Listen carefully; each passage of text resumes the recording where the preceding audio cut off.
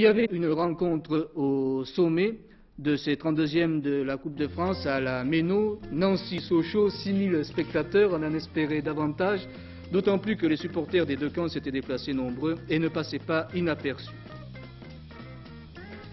Nancy joue en première mi-temps de gauche à droite maillot blanc et on peut considérer que c'est au cours de ces 45 premières minutes que les Lorrains n'ont pas pu saisir leur chance de se qualifier.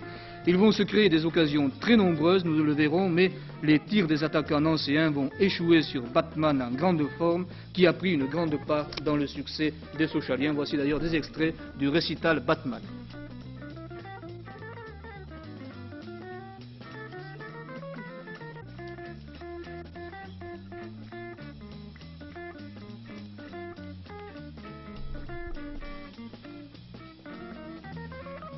Voilà, et là, sur la transversale.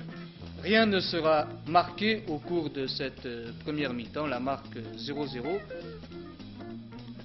malgré le forcing des Nancéens.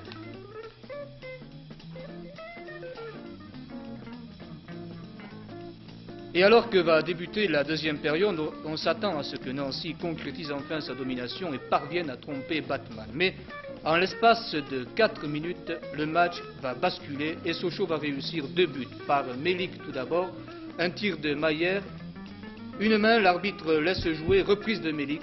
Fouché est battu 1-0 donc pour Sochaux.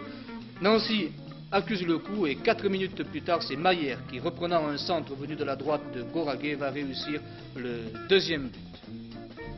Voici ce deuxième but.